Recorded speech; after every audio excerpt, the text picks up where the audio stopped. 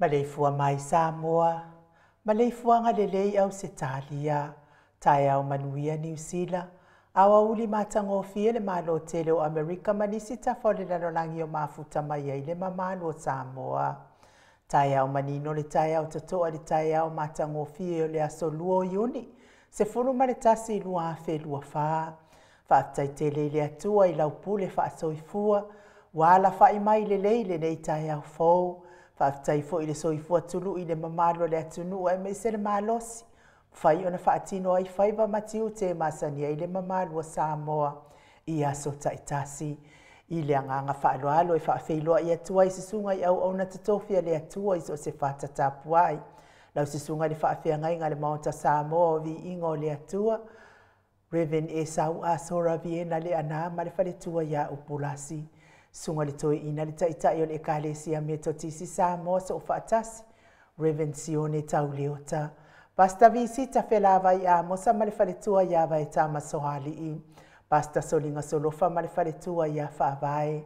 Sunga le toi ina o le ekalesia la mosa toi fuata ina. Reven tele tau sanga ma le whaletua ia matau aina. Senior Pasta Tauloli ma le whaletua ia Arieta. Pasta Faatili Matulino Siamoa ma le whaletua.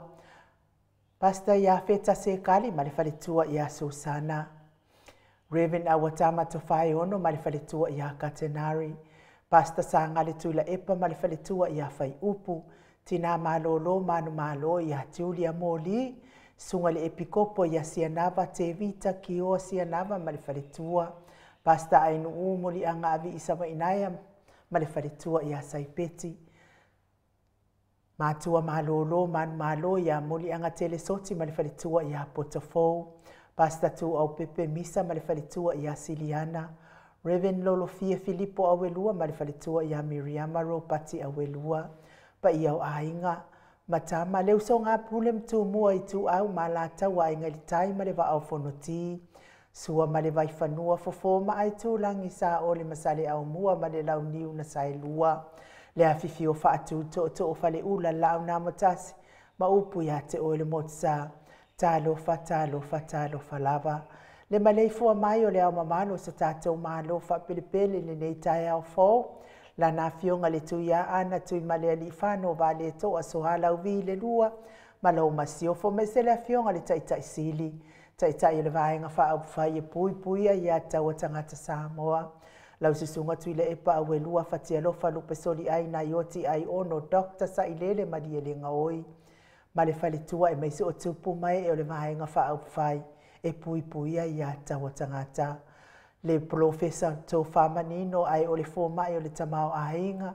Dr. Afualo luanga lau wha amoe tau loa manu wutsa lele ma le whaletua. Le whasalauta le ainga sātou mafono ma le maleifua mai le nei tai au fōu lau a fionga le sao le o tasua tele. Lau fionga fo i fui maono manu seni tūwhele ma le whaletua i asua. Vivian Piffem tūwhele. Le profesa lango le soifua malo loina. Dr. Leusa to le foa tupa i sa mau. Takena seri ma le whaletua malo lava le tautu atu nuu.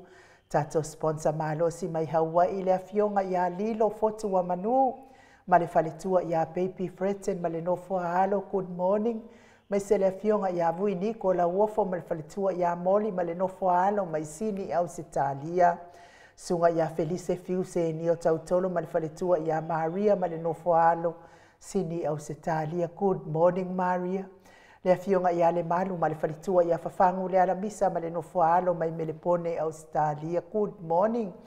Le maleifua mai o le au sina le nei tai au fōu ta māma tina mātua mai se o tupu mai e o Samoa.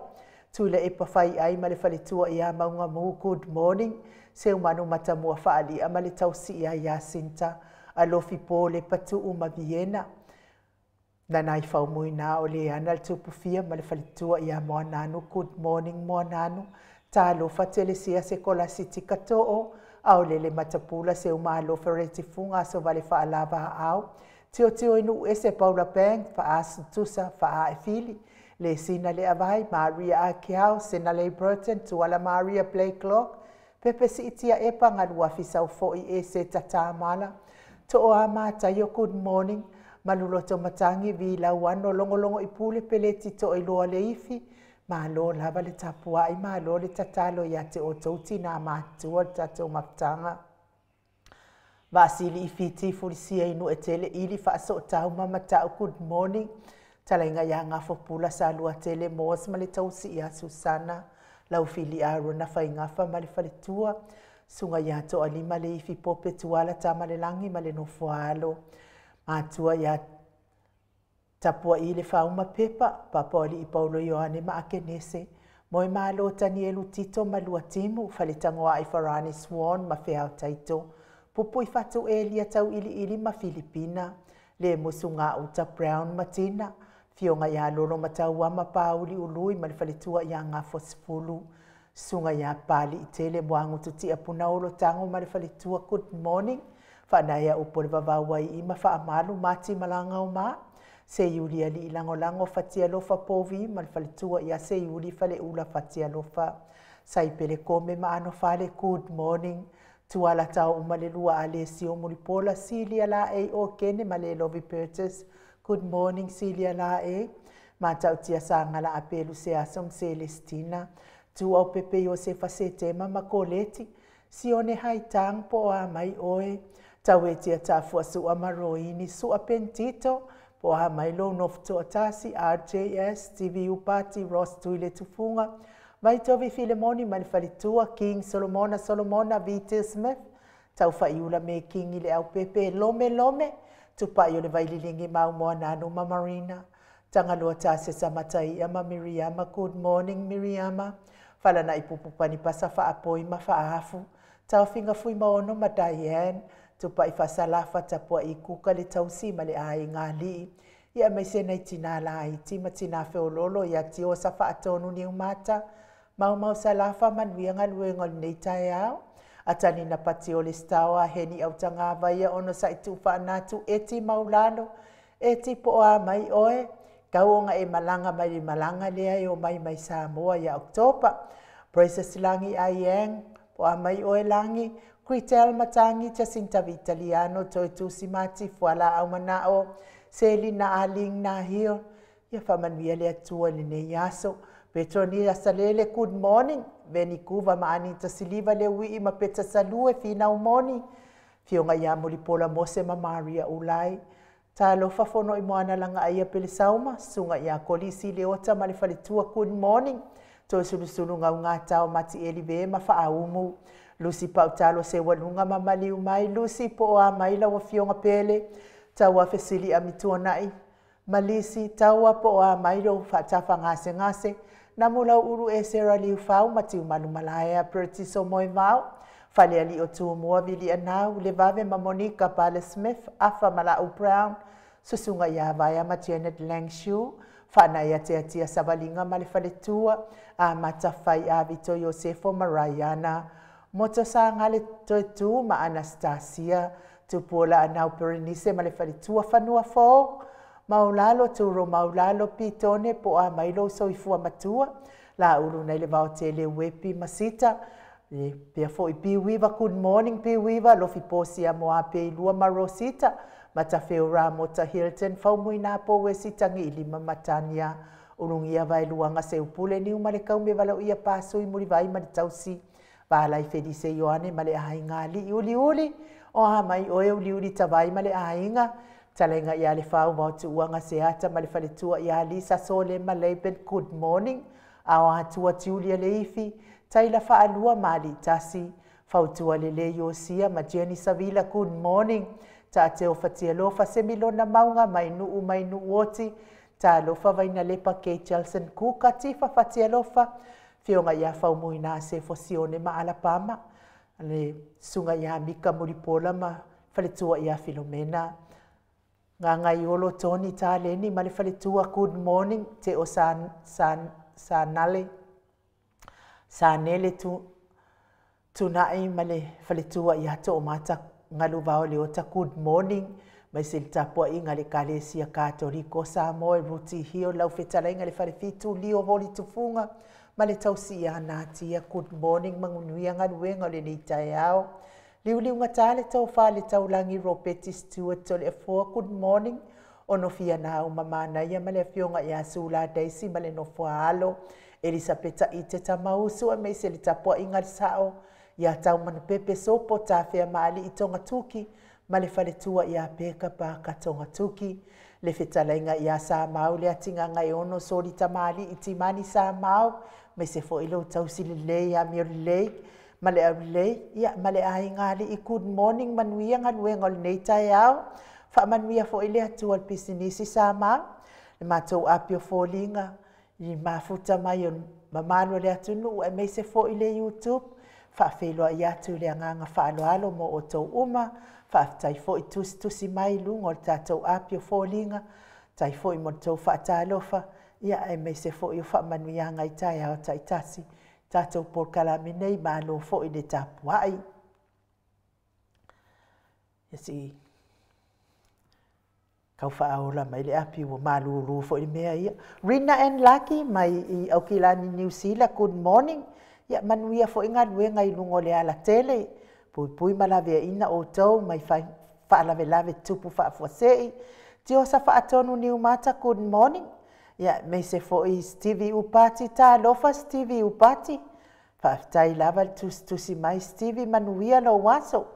Whaapea fo i tala leine e mia, ia whamanuia le atua i lo waso, Doreen Misa, mafuta mai Aukilani New Zealand, whamanuia le atua i lo waso, fionga i whaletua i a Mary Taateo, whamanuia le atua le nei tai au fo Mary, pea fo i a Leison Lupe Sule ai, whaatai le mafuta mai, ia whamanuia fo i le atua i nei tai au fo, ia mes fo i mafuta mai o le fionga ia taua le toa. Pele te site tamasone good morning. Ma lo lava le soifua manuia. Fionga ia tangaloa. Taua lo whangia mafuta mai Wellington e New Zealand good morning. Le uso ia timu au wa atito. Ma lo lava le soifua manuia. Pea fo ia tausili oto mafuta mai nei tae au fo. Vai o le alofa ale ifi mafuta mai tutuwila fa manuia le atua te oile faletua. E vile pi Solomona good morning ma lo lava le soifua manuia mafuta mai Aukilani ia fa manuia le atua le nei tai au fo pea fo i Loretta manu to ifo fa manuia le atua i lo le nei fo i tai au fo pea fo i le fetalainga ia namu lau ulu e Sarah Liu Fau fa tai le mafuta mai nei tai au namu lau ulu ia fa manuia fo i le atua i lo waso John KP tole afoa whaafitai mafuta mai, ia whaamanuia atu le atua ia te o tau. Mawhai fo ina mafuta mai lunga le tātou apio fōlinga i le nei tai au. Fō le pese lea tātou te whelosipi whaatasi ai nei tai au mātango fie. Ia ona o le alofa ma le anga le lei whai pea o le atua ia i tātou. Ala le soifua tului ai ale mālosi. Mawhai ona whaatino ai whaiva matiu te le aso ma le aso. Vi ia le ali, aleluia.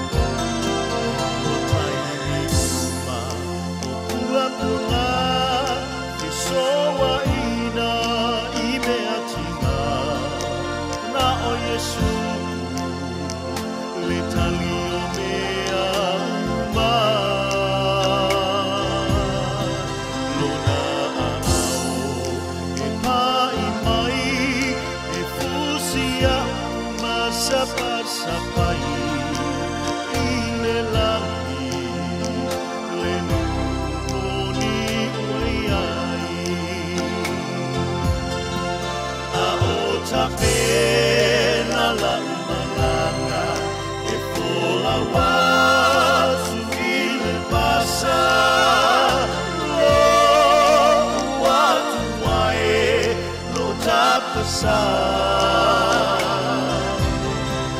Tumimata Ilawa ai Ya Yesu Ontai Oia lea Na te whaola ina mai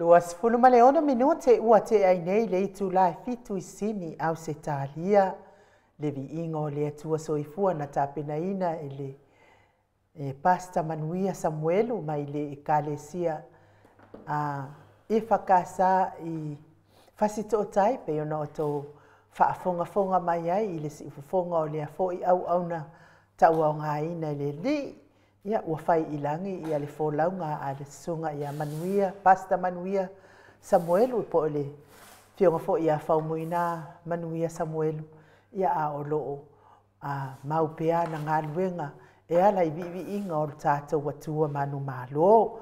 Moli atu ai la le wha malo, man wha aftai le malei fua mai nei tai au fau nisi o le mato o tustusi lungo apio fōlinga lea whatu aha mafuta mai e pe o ruta lua manu. Ia malo lava le soifua maua ma le folau ilangi mā. Ia le tuua lava le amanoa e asi atu ai mo i latou uma o e o loo mafatia pea i ngase o le tino.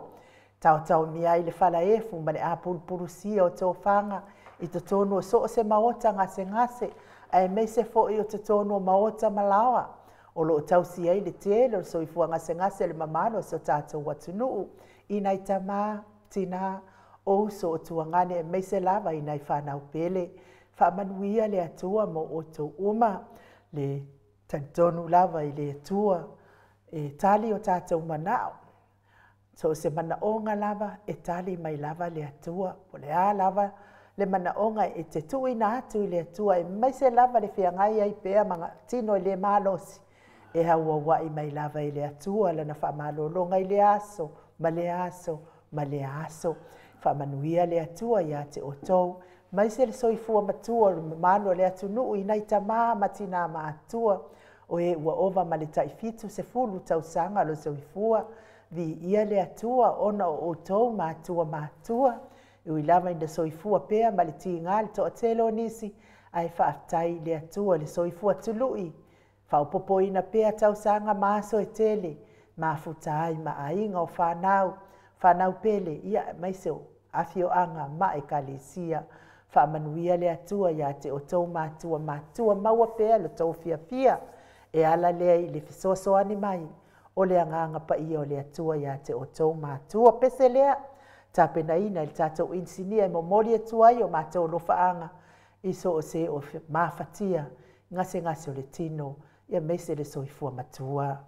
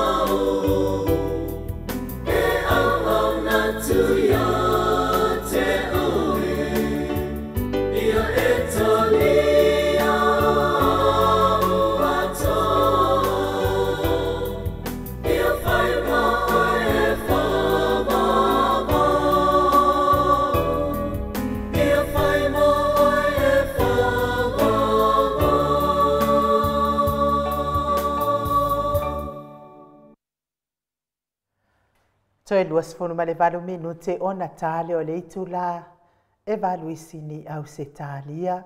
Whaftai fo i tatou insinia mo le vi ingo le atua. ia wa fo i le whaafonga mai o i lātou o e o loo mawhatia pia i ngase ngase o tino e mai se le soifua matua le mamalo se o tātou atunuu. Ia whaftai lava ia te o tau matua te tonu te le o tau sao tāua. Ia le ngata foi i le a oina foi o whanau. Ia nei foi waitai ia o le whautua ina lava o whanau. Wa uma o na o mai le taimi a o la haiti lātou. Ia taimi nei ia o le whautua. Amu ia foi o tau whanau. O lo soifua pea na i o tau mātua, i o tau autafa, tu mai de tu alalo ma le whautua ia te o tau whanau i mea i lelei e te tau ona whai le aso, ma le aso.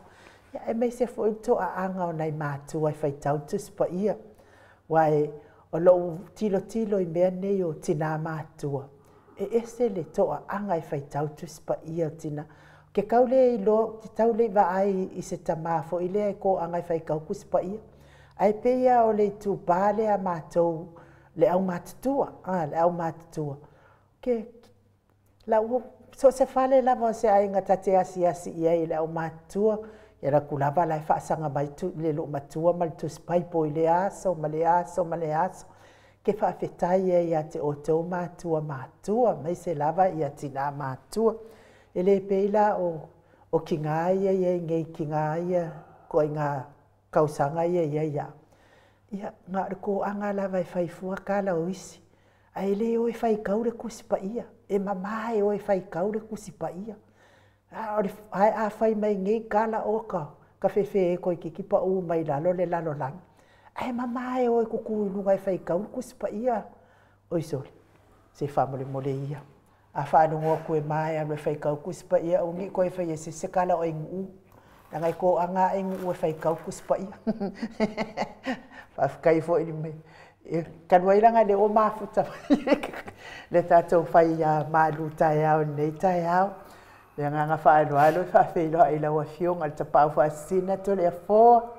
Fionga tuia ana ave au malanga.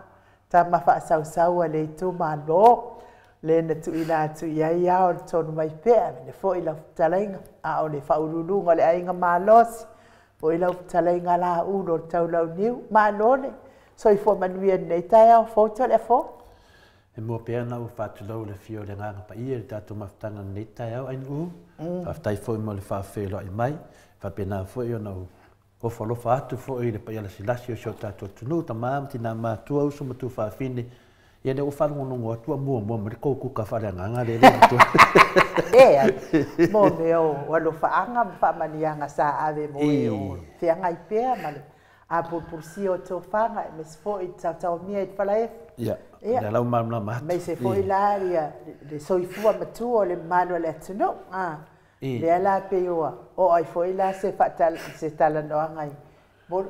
I matua. E sea wai i se tama matua o ko anga whai kau kuspa ia pe i o le mol tina. Ui e whawhea. Ke le vai au o whaita o tu Lenga ngai kere i makua.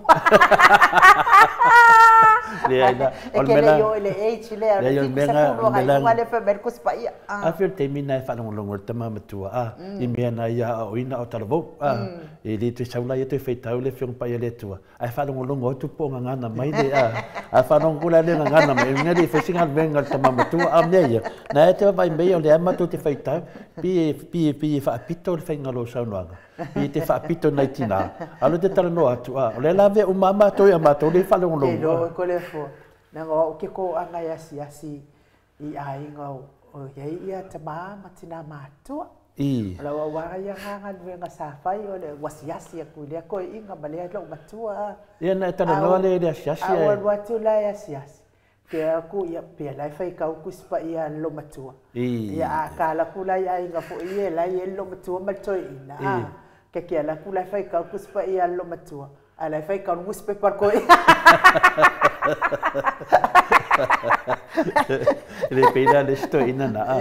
Ia vina le aso to saua Australia. Ja, så le tal no tu le fe se la va su mal fit wa. Ja, so le me le fe le fam talang a me fa inga vena tato ke la ka kongilo se futa la su li matala. Ya nga ka ma fa le se yo nga kar porque me ka pungi fa inga por ko. Eu so ara ko inga le muspe pa. Eu ma ka ma fa le me ai sa ya. Pa ka na muspe pa. Eu ma le le nga la ka wa mo muspe pa ma le tu spa. O me la butu. Wo ro fo I pala ya ma sa inga longo vinga ka ro kai ko wai ku ram fa o mal a go fo ya tato e go fo ya se yo o pe fi kwai ku lai ko ma sa kasi le fai ka ku spa yo na fa ele na fa ele si uta le pungi ba yo ba vinga kasi le fai ka ai o le sa u va sa ye fo ya wa nga fo ya ma ru ka ya o ko angai fo ya mo fai ka ku spa ya ngala me ko ngala ma ki fi fa longo manuia manuta ya.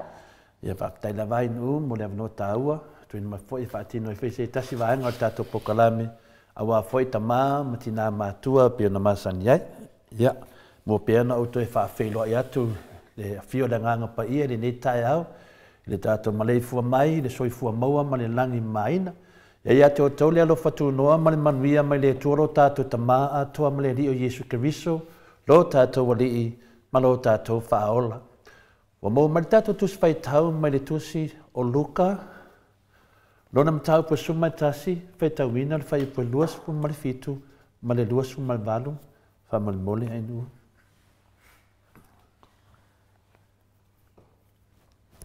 O loo fetala iane o ia I nei mea, a ua alanga tele mai ai le tasi fafine mai le moto tangata, ua whaapea mai a te ia. Amu ia le manawa na e whanau mai ai oe. Ma le susu na susu ai. A ua whetala I atu o ia. E moni a e sili o na manuia o e whalongo I le fionga le atua ma tausi I ai. Se whamole anu te whonga me lawa le whai upo e duas pu ma le vātu. A ua whetala I atu o ia. E moni ai sili o na manuia o e whaalongo I le fionga le atua ma tausi I ai. Whamanuia le atua ina na upu I le nei tae au. I le whai upu le arusu manvalu a ua whetalai atu o ia e moni ai sili o na manuia o e whaalongo I le fionga a le atua ma tausi I ai. Last te au tāua mo I tātou ni nei tai au u whongaina mai ele upo le atua tātou te whaasoa ai ma tātou mau tu whaanga ai I le nei tai au.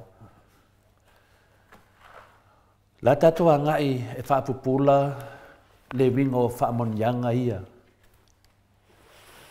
Sauno ai Yesu sili le manuia o le whaalongo maola ai.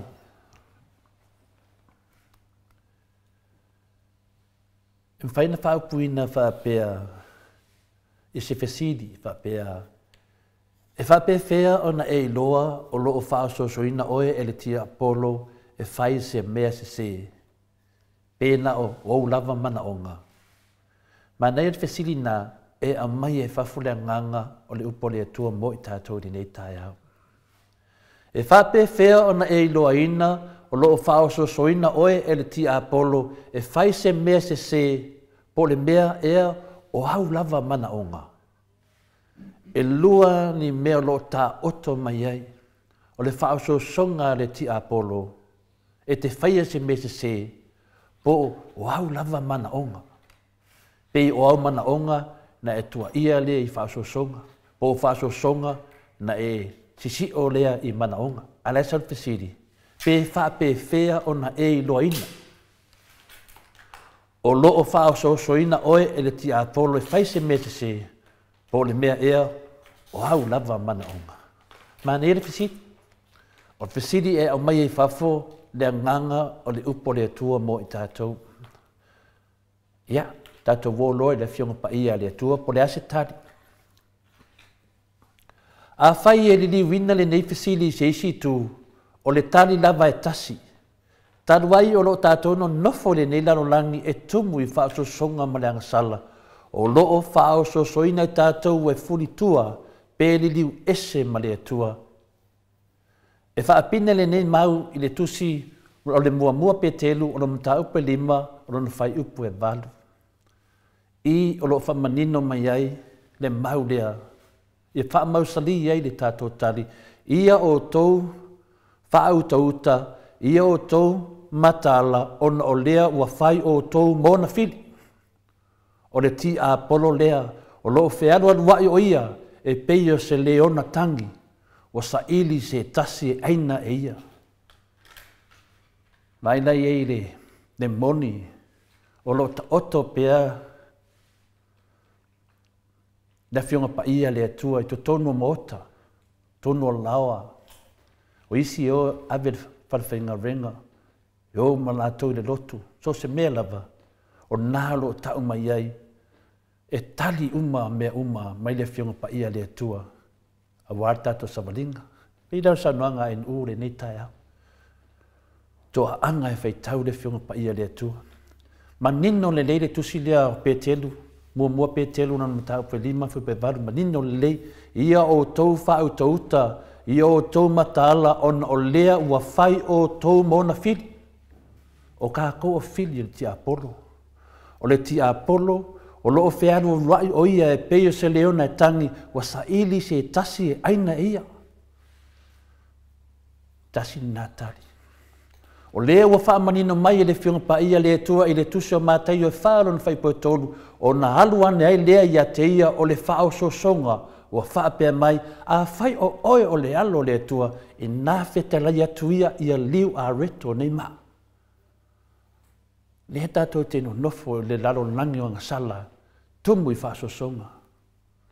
Alo iai mau, ma wheta lai mai ei le fionga pa ia le tua, ia i tātou i le aso, ma le aso. Ia tātou mataala. O le whaasosonga o sātani lea. O i tonu o loo whaamatalaina mai ia te i tātou, o le ti Apollo, o le puna anga lea o whaasosonga, o lea ua taua o le whaososo. Ia wawai a tātou po ai ngai whaososo. E tu tusa le ma le upule le whaolo a taua. Le toa tele o tangata whaolo a taua o ti Apollo. La tau te whaia whamatananga se e whaososo. Ale wa tari. Nono ufule o isi. Wa whaia inga le ti Apollo po whaia inga i whaososonga. Ono whabelea o anga mana onga a kia wakua i fui whaasosonga. Ai ma whai fo i le ti Apollo o na man loia tātou, pe a tātou tu awa noa ia te ia. Maua tātou whatananga inga o ia e man lo, o na o lo tātou lava vai inga maleang sala. E ma whai le ti Apollo man lo. I fia kama o kuau se siwa pele a whenunga ka pilipili le ti Apollo. Lea, e ma whai fo i na man lo. O na o tātou wa tu awa noa. Wa tātou tu ua le wanoa i le ti Apollo. I lunga e whaavai me o tātou vai ngā maleang sala. Ai mese lava mea whaafia le tuina naunga o le o langa nei. Ai tātou te le manatu i le tau i le hanga e muri mai. Ia leo tātou i loa. Tinahanga i loa atu o le ti Apollo wa sau, whaasosonga o sau. Au e tu ua lewa ngoa, ai te leo wa ai, e le matau ti o le mea muri mai. O le mea lea, e le ta tauna tātou mawhau i nei mea o whasosonga. Le te leo whaolo a tau alo whai nei, e le ti Apollo. Te leo whamatalanga whatu o lo whai e le ti Apollo. O le whamatalanga e whaita i oe. O le whamatalanga e o whawhau. O mea na, o le whasosonga na ti Apollo, o loo whapena o na afusia i tātou i teimi uma. Ane ne tai au, whai mai, au e te mawhau fo i ai nā whasosonga. E whiu lawa e whaile whaolo a taua, e whiu lawa e whaile tau whasese, whaita tangata, whaita oe, ta lepe ni mawhtanga, ta lepe ni mele lei, pe a aua ne e mawhau fo i ai. Le mena le tupu. Wai ma fau i te taalo le afi, malo manatu e te mawhaia ti Apollo, le haina o Iesu lafa. Le ala nā na fia ma Iesu e maliu ma tu e tu, o ngā kako ke le mawhai le te apolo, se iwa ngā ua whaavai a Yesu tātou whinaunga.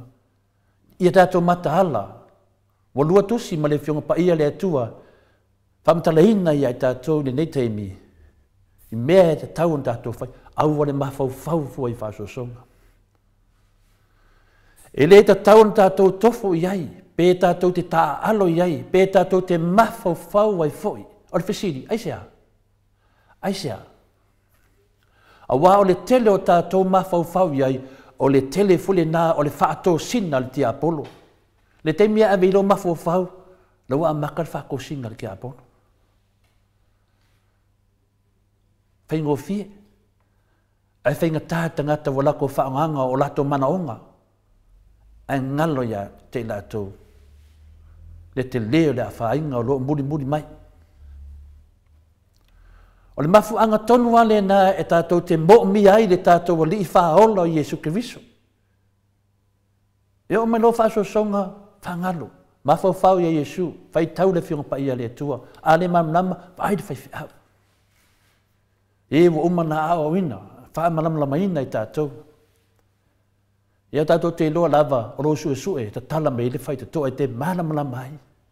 Nisio i tātou talo whai, e o ia so uma, ono lea, o le mawhau fui whaasosonga. Na o ia lava e mawhai o na wha mangaloina a tātou, pe a tātou angasala, na o Yesu Keriso lava. Ma e na o ia e mawhai o na tu ina maia i tātou le malosi, e ala i le mana o lona nganga pa ia, e te e atu i whaasosonga. O lana lava lea, teimina la whailoa i ai ma le tia Apolo le amtanga, o le ngaluenga Yesu, na ia whaasino, ma whaamanino ia te tātou le ala e manu malo ai tātou, ioe. Awala ia o man whaasino ma Yesu i e tātou. Na whaangaina le upu moni a le fionga pa ia le tua e te e atu ai i le pepelo a Satani. Pe o mei e whai le whasa o le pepelo. A mese le lato whainga malo. Lau si le fio lato minsta o le tala pepelo. A le fionga pa ia le tua le na tali a Yesu i a Satani. Ma e wha tolu no so whai e Satani Yesu e wha soso. I mea ngata i mea. Po whaasosonga e, ngata i whaasosonga. Toe lava a pau, ma lofi tuina ai Yesu, i le malosio nei whaasosonga. Ai whaatolu fo i o na tali Yesu, e whaatolu na whaasoso Yesu, e whaatolu fo i o na tali Yesu, mai le fionga pa ia le atua. O le mafuanga lea e matua tāua ai o na tū mau, i le fionga le atua i yaso taitasi, ma ia whaatumuina i tātou, mō tātou loto, ma o tātou mawhawhau, i le oa o lana upumoni. Ia o le au tūna ngā tātou whaasoa, leo tā ua le tusi o luka sumatasi, anon whai upo lua sumalewalu, a ua whetala i atu o ia e moni, a e sa ili ona manvia o e whaalongo i le fionga le atua, ma tausi iai. Tā ua le whai upo lea. A e sa ili, pa e whapena e sili ona e manvia, pa e whaalongo le fionga le tua, ma tausi iai. O le fionga le tua, o le au penga alofa lea e te atua i os whainga Satani. Vai, le tatui, le ia se ainga le se tuspa ia. Tofu ata atou, po lea ne karesia, o lea taltonunga e tasi e tātou o le tamā, o le alo, mananganga pa ia, lana fionga lea. A leo mai e tātou, ma toe wha manatu e tātou, o lea fionga lea tua, o lea upenga alofa, e te atua i osfa inga Satani. O le winga lea o le tuspa ia, ina ua ta ua, o lea fionga lea tua, o le pelu, o le upumoni. Amu ia i lātou uma, o e whaalongo lea fionga lea tua, ma whaatino. Whamanuia lea tua, ni le tai au ta māma tina mātua, a misi whaiusu mutu whawhini, no whapenao na whiawhia tātou te whitu whaai. E le upo le lii, i le aso, ma le aso manuia ni aso, whaptai inu mo le avanua. Malo, tai laua fiunga te pau whaasina tole fua mo tatou malu tai au nei tai au. Tau ina ianga leile atua ma wapea lu soifua. Manuia ia wale whaatau nuina fo i ole. Lea fo i vaenga o tatou pokarame o le malu tai au. Tai fo i mole upo le li i sa tatou whaalongolongo i nei tai au. Ia ole ua whialua i le ia le li o le lalolangi ua peise le o na tangi aia whaaleanga ina whanau wa le atua. Ia o loo wau ia soani fo i tatou mta upo nei tai au. Ia ua le wale ngata i le whialua loa i fo i o le li o le lalolangi ua peise le o na tangi. Ia ua whaingo fia fo i nei vai taini ua kau le whialua i fo i ia sa kangi ua ngale a apakua le kelefongi piki mai. Fai le whareanga, fai le whareanga, fai le whareanga, fai le whareanga. Tusa la ua ai lo loto, ua ai e le whareanga le ai fai lungo le telefoni lo loto. Ia ai tato tua tu pea i le atua fai mei le up le tusi sa fai taua i nei tai au. E sili le manuia o le usita i le fionga le atua. Ia matausi ai. Le ala valanga luenga i fai e satani pe fea lualuai. E peise leo na tangi, pe nga ki whao ngā inga ke le fongi, wa pe iai o se leo ngā kauwhi ai. Ai aua le popole, aua nei ai e satani lo loto. Ave lo soifua, ave lo loto. E pule ai lo tātou atua. Ia o le whalau te le nā, mo le awhiong pa ia le atua. I le nei tai au, mō tātou uma, tātou te ola ai. Ma tau mawhai ai, lo tātou soifua whaatua atua. Lea ngai maa losi fo i satan, pe a whai tātou te whaatanga ina, na te wha lea ngai ina o tātou whina ngalo maloto. Mai se mi ingo lea tua i salani eila na fionga pa ia.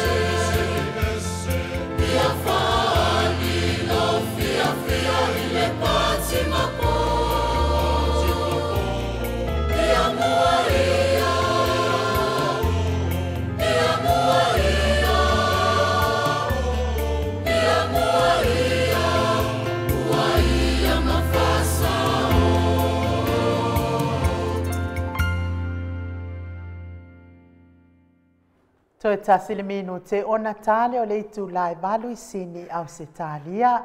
Mo li fo il fa malo ma il fa aftai tato insignia ya Michael. Ia mo le tapena ina mai o vi ingo le atua wala u fa fonga mai Samoa. Ia mesi o le tata u fa manu le vi inga ma le fa netanga i le atua. E ala atu lea i ona vi inga i le atai au ma le atai au. E ma fa malo atu fo inisi fatu a ma futa mai lunga le matou apio fo linga le ukeva ai aku le moe umi. O le fionga i atu i fa sina Birkin tau vau hido. Good morning or good afternoon. Ia ai moli nei tai au. Ia e toi fa sila atu le tatou fa sila lea i le kuata eka lea i nuu. Kuata eka i nuu pe a fai e te fia o tau su e so fanua ia wafo i lo malanga atu ma e malo lo le ia i lo lava fanua ma lo lava fale. Ia o lo maua le tatou kuata eka i nuu se lau ma le lima afe tā la Samoa. Whafso tai ia le tatou lo ia fai malo mefi i le numera fitu iwa valu o. Ia pe whafso tai mai fo i le sunga ia Felice fiu se ni o tautolo ma le faletua ia Maria i le numera o wha toru wha lua wha ono iwa toru ono o wha toru wha lua wha ono iwa toru ono mo nisi o wha matalanga i winga i tatou kuata eka lea i nuu. Ia ai wha malo fo i ma moli wha taitele mo i mātou ia wa tau mwhai mai mo le tatou pēmeni lo na tolu, tatou pēmeni le ia au kuso, ia lea ua uma o na totongi mai, ia le lau e tasi ia le petalainga ia lio voli tufunga ma le tausi ia nātia, lea ua toi whaopopo le si ala lau, whapea fo i liu ngata le tau whai le taulangi ropeti stuato le fo i ua uma mai a mahi le lau, talainga ia ono fia, ma le fionga ia sula daisi, ma le no fua halo ia lea fo i ua mai a lau lua afe tā la. Ia whapea fo i le fionga i le tapa au whasina, lua afe fitu se fulu ma le iwa tā la, lua afe fitu se fulu ma le iwa tā la. Ia mei se fo i le talenga ia fautua le lei o sia savila ma le falitua ia Jenny, ia lea fo i ua tau ao ina le lua afe tā la o le la lau ma lofa aftaitele. Ia mei se le sunga le whawhiangainga ia Raven Tele tausanga ma le whalitua ia mātau aina pino no tausanga. Lea ua tau ao ina le afe tā la mai le asoa na nafi. Ia mo lato lau, ta fia lato lau. Ia whapea foi ia le nofoa e tasi mai le uso ia tiosa whaatonu ni umata, ia lua se lau tā la, ia ona tula i mai ai leo leo whainga o le tātou peimeni mo le aso whao au kuso, le lasi peimeni fo i lea tātou, se fulu tasi afe, lua se lau tā la, se fulu tasi afe, lua se lau tā la, mo le tuail wha malo mai whaftai foi, i lau susunga Reven, tele tausanga ma le falitua ia mātau aina pino no tausanga whapea fo i tau lau, ia mo le tātou, mo le wha mau popo mai fo i o le tātou wha moi nei tai a fo. Ia, ke le roa fo i po ai leo.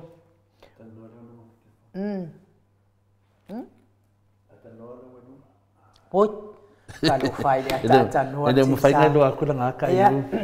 Le nganga whaaloalo i whaafeiloa i le ata noa te sa Crichton. Ma lo lava le soifua manuia, ma lo le folawi langi ma ata noa. Ia vi ia le ali o kasi o le lei o ata noa wa ki le au le te sa. Ia ma lo lava le soifua manuia le nei tai au fo mai au ki lani ata noa. Ia, whaftai e tātou te tiane, whatasti le vi inga mana whaftai tātou tapau sivi le langi. Ia ona o le nei fo ia wanoa o tātou toe whei loa iai. E ui lau ese ia no whanga e pe ona iei New Zealand i le nei tai ao. Ia o le mea sili ma le taua. Ia leo o tātou toe whei loa i. Ia i lunga o pe au o le ea i le nei aso. Ia te o tau i sili au se tālia. Ia ma o nei, ia le wo i au ki lani le nei fo i tai ao. Ma lo le soi kua. Ma le langi e mama ia vi ia le lofa ma le ang le lei o le tātou tapa au le langi. Ia lea ua tātou toi whei loai I pe au ngaru o le ea I le nei fo I tae au tātou te vivi I whatasi ai I le tua. Mātou te whataro whātu mai au ki lani nei I le nei fo I tae au I lau whakunga mai Samoa I le nei fo I tae au. Ia mātou te whapea atu ia via le lofa manang le lei o le tātou matai sili le la. Ia ono o le awa no mo whai ei ono tātou wheilo ai. I le nei fo I tae au, ko lewa hoi aso. Tātou te leo toe wheilo ai. Ia ono o nisi lawa fo I o fuafuanga I le malanga mai. Ia ao le nei lawa aso, I o whawa noa lea I lea tua. Ia tātou te wheilo ai. Mātou te whātalo whātu mai au kilani nei. I le nei fo I tae au, I le mai moa tāpoi mai le tātou tunu I le nei tae au, I le soifua I lau o fionga tole foa, lau o fionga NU, ma le sunga ia mai. Ia ma le loa o le tātou o tunu, I le ngata o au Setalia, ia whapena fo ia New Zealand nei. Ia maso se vai panoa o le nei foi ke lope tātou te au mawai. Ia I le nei foi tae au malo le soifua ma le langi e mama ia pea le lofo o le maleanga le lei o le tātou tapa au I le langi I le nei tae au lau fionga to le fua ma lau sunga e nuu le nei tae au whaftai mo le nei foi I avano o tātou lau nuo fisilo whai ai. Ia via le lofo o le tua. Ia. Ma lo la vole soi foi le nei tae au ai no ma lo fionga to le fo. Ma lo foi soi fo ma le langi manvia fina le atata no te sa ia o le lava na tau se se temi fu lava I tu langa foi na to se foi tato tofi sa mo ia va foi le sa I atu ma rosi ia va tu langa pe na lausi de fia fo le maro le no. O le mea nanga wa faisinga leva na e le to e su mai lungo le ea.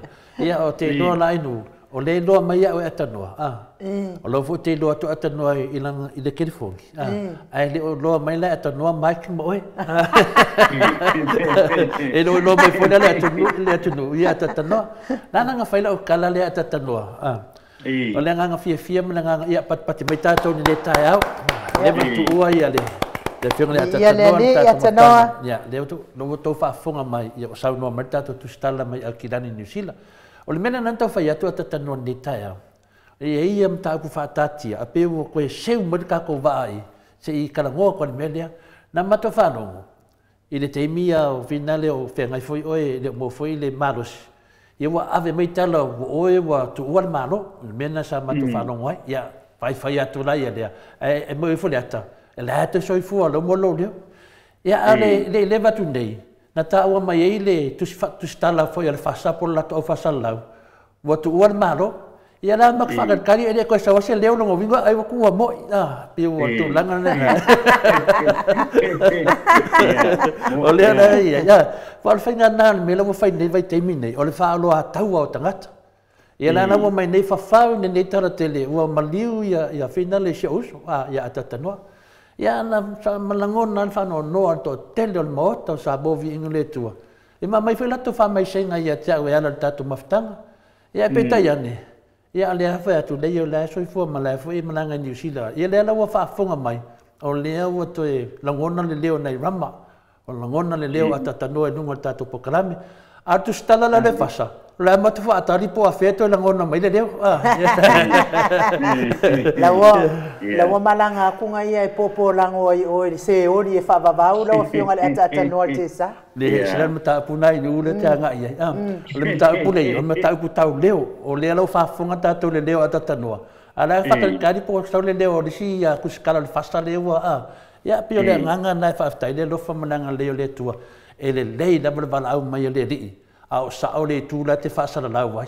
Pio tūlanga nai whai ua fwoi le tūlanga lea. Atatanoa, toa tele o tangata umisia oi. Le tele o tangata mese. O tātou whamoe le la whai a whenale ia oketopa.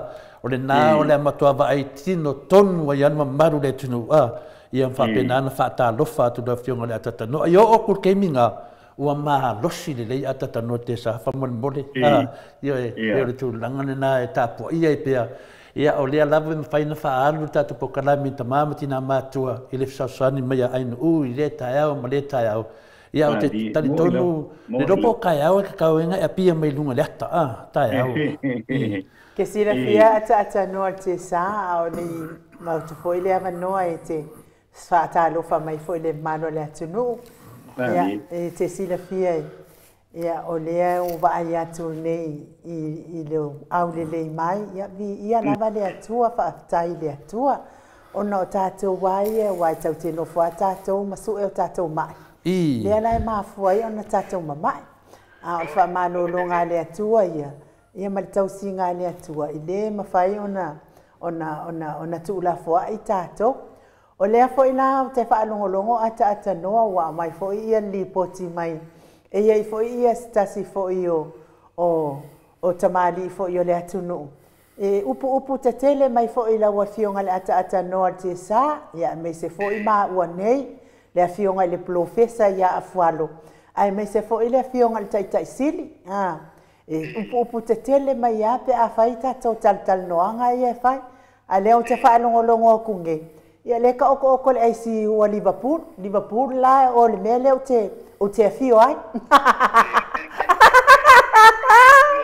le mea le o te afio ai ma o walala ai la sa faalogo ia gai kau faaolaʻiga ua umaga kipikipi kulou faafoga mai Samoa ua umaga kipikipi vae la faasolosolo i lima o le mea le le iloa i molemole tagata soifua mo mea o malaia e lē saufaatagata o le a le agasala le ata-atanoa le tesā e iai se agasala le tapaʻu faasina ma loo tagata ai ai le agasala le afioga le taʻitaʻisili faapea foʻi ma le afioga le polofesa ia afualo ia tagata a o faamatalaga ia e lalafo ia lalafo pea lava pea e lē o faapea lava o afāina latou i tatou faamatalaga ia e fai lē ai o lea tatou te faamatalaina le pepelo le faiga mālō lea e tulaʻi mai nei o lea tatou te faamatalaina le manatu faapita o le faiga mālō lea e tulaʻi mai nei ae loo kalagoagi isiigai puaʻa a o faamatalaga ia le alafo mai ia e kakeakaaka ia le ua au mai ia le ua pe aku le maka o le polago ia ma le aʻeaigo o lea ae le itali foʻi tatou i lea tagata ae a tatou lea lava kaukiʻau lelei lea gai alofagia tatou e le atua laga tatou te tautatala i le mea moni ma le faamaoni ata-atanoa te sa malo le saunoa foʻi le taeao lau afioga e nuu tusai foʻi ma le tatou maputaga i lenei taeao o nofo a foʻi le mo mafaufau i le tele o le mau faamatalaga lea lea lava na amata mai lava i le amataga o le tou tausaga lenei o le nofoaʻiga lea foʻi a le fasa e o mai ai le temi nei o lea lava e fai ona faapea laia o lea e le mea o maua i le tatou atunuu i mea nei ua tili ai le feitagaʻi i le tulaga lea ua tili ai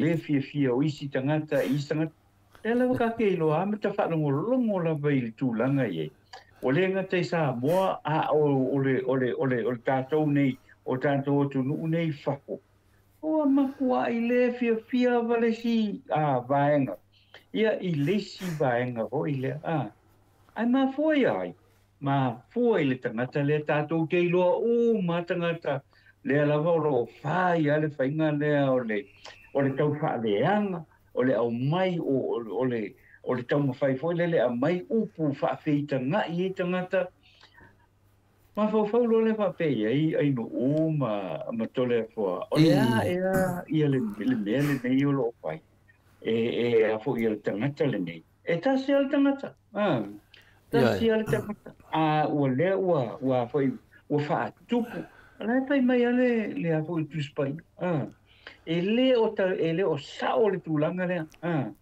e le mafai ona avea oe ma tagata e fa'aveita ia tagata e lē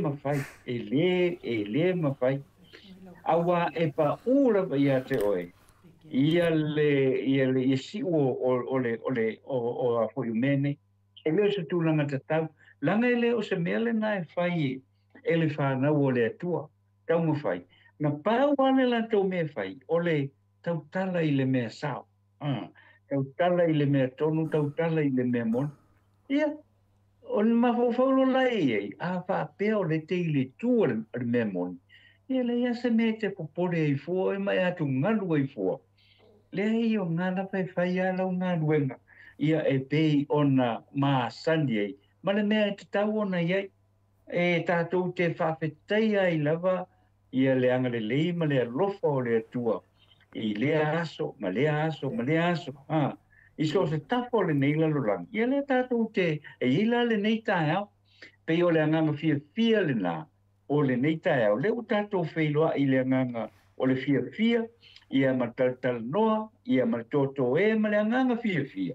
Ia ona o le nei tae au au maia e le atua. E whakatei e la le lofa o le atua. Uranga fwoi la le a fwoi le wapea e ke aru e kau mawhai whatupu le anga i le vao. Lestangata ma lestangata. Ma le la. E le whetaui e le sa. Le whetaui ma le sa. Whaka a kia i pea la i a tūlanga nā mo i la tau. O lo whaia pea i ale mele. E le sa tūlanga le leina e whai. Paule me tātou te ngāru lue whātasi e tau tana i le mea moni, whai i le mea moni. Ia, ma tātou wha maonia i o tātou tiute i le lofa maleanga le lei o le atua, ai leo le tau whai i whaaleanga i a hoi tangata.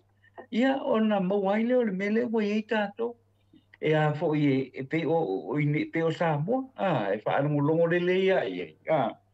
E makau ki a le mele o lo whai te bile nei lau fionga an uma, ma e foi malau a fionga te le fo. Io. Tau fai hui le fa tupu le femisa inga i le vao listangata.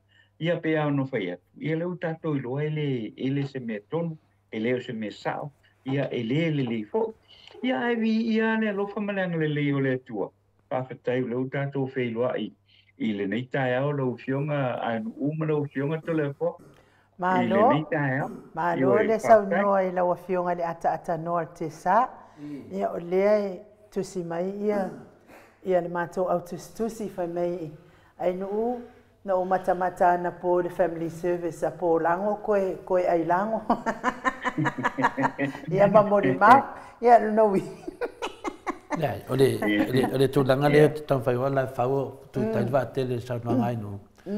O le tūlanga lei nei, o leo langona le leo nei rama a tatano te sa si teimi le lewa atu. Ia o lewe a kinani. Talo lava la na fio mai le tatano te sa a kinani.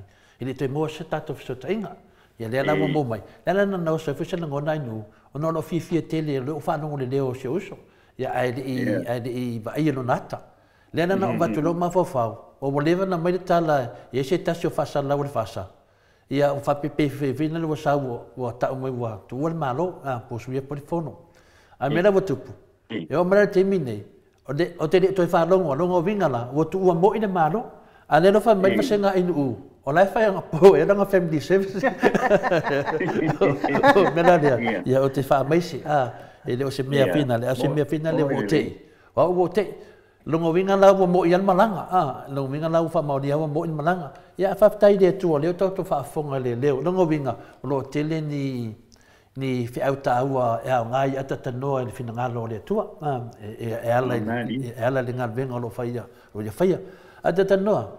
Te le ropo e whalongo le tūlanga le i whinare le mele na tupu le fionga le li whaipule le toi tau whanuan ma le toa. Ia lo hau. Ia whapea whaisiona whare tua. O le na bo mai le tala ne le tae au. Na walau sa moa langa lewa i le toi ai sa moa. Na walau sa moa i se tasi fwe o tustala pena le whātua tuaina le atunu. Wa moa mai le whamatalanga. O ana nafi le na a veimo lianga a whenale le fionga le toi tau whanuan ma le toa le sunga elo au. Na ave nafi masiona whalitu, na ave lo iai. Ma mana malama i lo leo le mena tupu. O le lau su e leo la vanga lea, te le lo la po moa. Wa su e leo le vanga le whatupu ua le whalavilafi. Wa o le taluai o na le tūlanga sa sa finale fai patu po kalame male fionga fo ile le tato hero ya le pule la manino mai ai sa ia la nganga o le fionga le to to fo mare to o siona la ainga ya la fo ia mana mafitato ya e fo ala mea ia tu danga fa pene ai peta ia ni wo so fai le po kalame venga le tauta ia wo so fai wa fai ya tu danga ia mavala au fo i finale ya lo au e mai se pe mai fese fa matalanga e tu so mi io kulanga funga le familia ai ngalo ya la to ona to le o la to fa le anga mata o fu ma la fio anga mata o se me o mane o le ana wa su e le o le ai ngale e fai mo lianga wa le ftua mo se manato le fionga de sa ya po le fionga fo tu da fanua e fa pe na lo na mo dia le ai ngale e le o le ala wanga lo le la na fie su e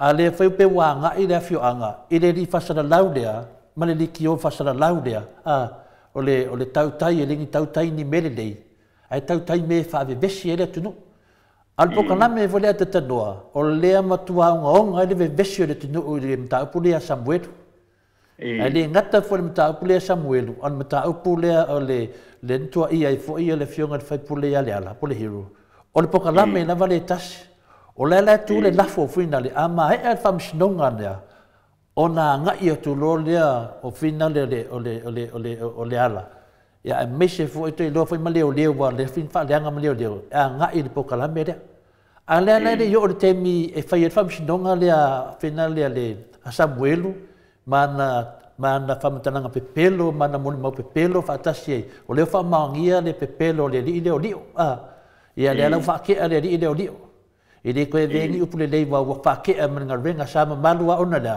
sama malua ona to finga leo sa iai ke mingi i wa peifu ia o le sifu ia la wasa ia sa vari sotu ona lea sama malua ona to finga le maro ma le sta mai tai o le vinga na fami umis famitalanga ta tano whaafonga le malo le tunu i mea nei o famitalanga ia le ana pe foringa mai o lea pe o le nga i le fio anga i tu stala lea por tato iae por le lato pokalame le la nga i ona wa over le mele o le fa le anga tangata wo o ia fio anga wo o ia lana mai i sona ia ta mai ma fau la ia fa pea ia o le apong sa pea ia le tembe o ka mai ma fau maka i fafale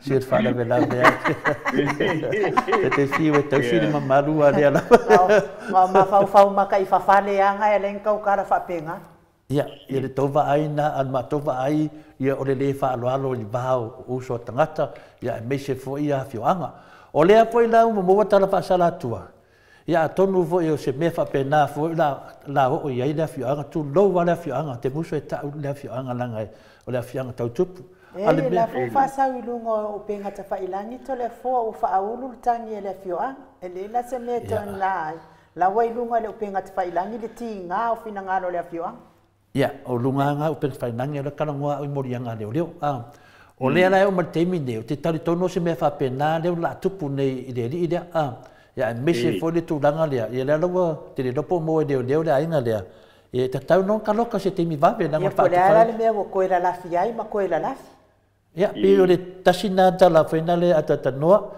te lopo mo sa noa te mai tai mo te pele ai ia sa noa ia lo fionga wa o le watu la wa le ana mo mai le tala ia te no wala u Samoa le ana nga le wole ata no Samoa ia na fa vai na me na le uni popole tato fa peta tu po le amele tupu o me na lo tupu ia lo su ele le te lo tau na mo ele le wa ele fa ngata su ele tangata ele pio Samoa di o tangata fa lafi ia to nanga na la so fina ngalo atano na New Zealand ia malo ole paftaia lo fio to le forma lo fio nga nu le neita ya ole sa uno famo tilo mo fa no longo la vai ile mata upule ia a mise la vai le fio nga ile li fai pule ole tu o e poio ole tu malo ole me sa ma fa bien o ma kua ile ai ma se tapasa fo ile leo tangata fa sala lau nei o no fo le mo ma fo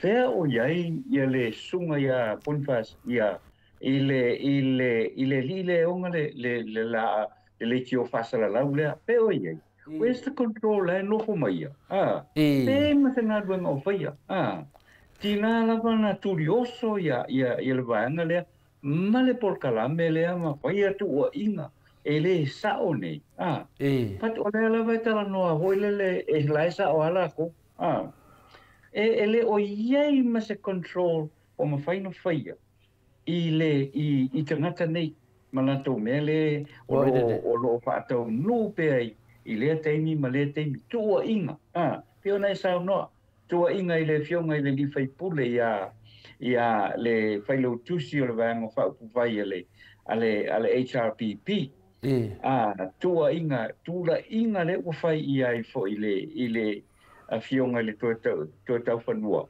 ia ai le ngata i lea o le tatu o tunu wai le fai mo fie to le form ta upu ia o ro fato nu ile teimi le ne o me sa noi tua sa no la vai tangata nei to le fo ile tulanga foi le sa o ala ko le se mo si ai le o tele o teimi e ta tau fo na ma fo la to le they have got a responsibility for e tau fa sa o ia la to me e fa ya me le fai o fai o me uma e la sa o ala to ole pe o tulanga le na fai i sino fa no i le tulanga o nga duenga fa media le o i nei i le tato o tunu awa ole i mo ia le fa mtalanga le to le fo ole fai o nei tala foile ala fai uma la fo ile ngana fa sa mo e le o malama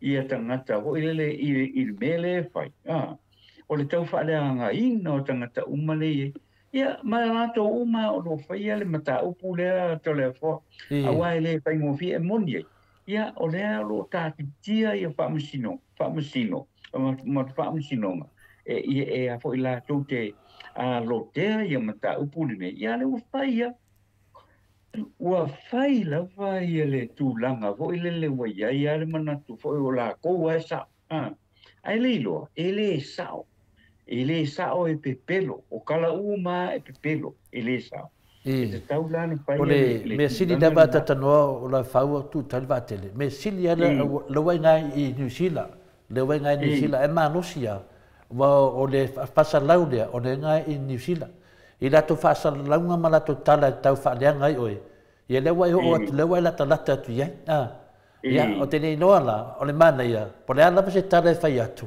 o le wai nga usa o le wa le va tonu na va ia fa sa o ngom ta pu nei me fila le fa tai a molo malosi i le la tato anga i wala wala talata tu ia lo fionga le tato notisa i le ofisa fa sa laudia e fa pe na tato pingi e nungol ia e la totala tau fa se e to telo mamalo le tu tato se e tu ata no te lo pe fa fin na rai nu ya ao ata no o tele mana o ya do tele lo ma fa ia pua mo me o ma fa mo me o pua ele ia lo fa ia mo ma fa mangu ele ia lo fa ia ia la totala le moni mal fa maoni kusai mal ngaluenga familia mele ma e mawai mo por kalame le se to fa ngar ko fa mangu la ia le faina la to fa matalaina ni me mo ia wal fa fonga anga le mamalo le tunu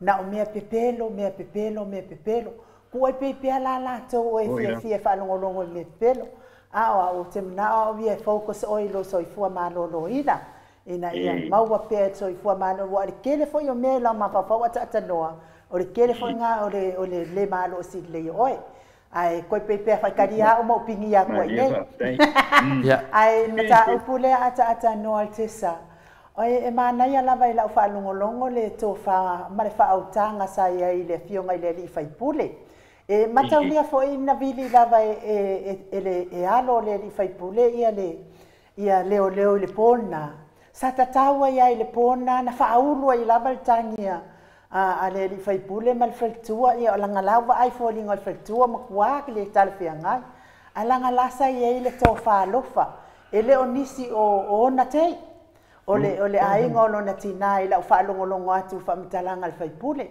A ua matua i te il fai pule ina ua whaasau I lunga I le TV le ala awaenga whai ka kala pepelo nge. Ia ma whaasala lau mai ngusi pepa fo ia o la pipilo kulo sa moa whapea fo I pala mimimi. O la pepelo. Ia mea lale na ua tinga ai le fina ngalo o le ali fai pule. Ai le ai sona ma fau e o tu langa le ai o leo. E soa la pule lava I latou. Le anga o latou ainga. Le ala me o ko so la I a we fi tangata. Ia o le tala tu na I le mtau. O le tulanga le le fa mana mtau pulea. Ia mane foi le fa fonga ta mama tina matua. Anga le fa sala laua le pokalame le tau yai. E le o le mtau pulea fa pea. Leo. E a tonu la ve fofo ala mea lava ia le fionga le sao ia me se foi ia le to tau fanua ma le to amale ma le faltua. E toi fofola vai la tau la tumtaupu aua oso le ofisa fasa laulia ma fasa la lau atu ia lea laua vai ia le ainga lea na tupoti fa lavelave le sa tau fifi mau lava ananga le nofo foi langa te tau na manino na mataupu o le laua e mo fola mataupu o le mamori tangata e na te whamatalaina ia ma whaaloa taua ainga o le mea mo ia lea na tupu o la tau lea na mafua ai o na ia le lawa mai nela ainga lana me lawa tupu. Fasa, o tau lone lei. Na e toi whai lawa o tau. Na lawa e koe sekia e o kou. Nga le ka la, wai whai mene mtaupu ia Samuedu. O ai le poka la mene na whai al melea, o le poka la mea le tau iai. Lewa malama le tunu, o ke le koe mga o koe whaarua inga o kala wamang whai. Lewa malama le tunu. O le su e le tunu. Po ai tangata nei ta o la pide ngana so mai ia ai u la tusenga o le o la pia tatanoa o la to ia le fai al maro temine ma lia la o la to na sai ile tala sa o famatala disi po kala me o to ia o famatala ina tangata nei o la pi la to ia wa ia awala la ngoto le foa sa lo to toi to tonu tangata nei te mana malama nei ia o le tūlanga fo le whanga solo ono o le mela nei pe a pupula tu o tangata ia whai al malo o tangata nei na lato whai ale o la pi le ala fo nea te vai nei ua ambatan to e saulunga au makua leanga whai a isea lo malama o le ili si uso mai Amerika sa i to tono mea nei sa lo tolo toi e to tono mea nei le tau whaleanga ia tama whai o mai e whai le malo leo tato vava ai le tele o saunuanga la uli o saunuanga tangata nei I saunuanga mai ana tutupu ai le whaia le whainga maroro wei la toi nei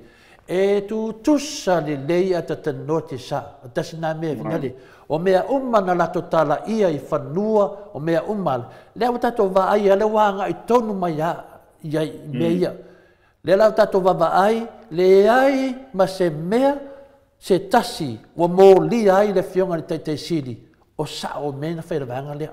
O lea la wa fu le teimi nei, le wa o lea me la tupu mai nei. Lea na le sau noa ma le fionga le te siri a takta tu le epa I aso sa ta I tasi tato te tata noa I ma lea tunu. Le ai ma se mea o mea na pepelo le o la pide tunu. Lea la tato ba ai le sunga la uli. Na o le pepelo, king of pepelo. Pepelo lungo tu spaia, tu le ao lungo tu spaia, pepelo de tono o pale mene, pepelo de tono mea la fai o le nia le tunu. O tangata nei ata tanote sa, ya o le te ta fiofi lava. O la uni fasala lau nei la to te fasala lau me umana, o wa ao le tunu, wa malama le tunu.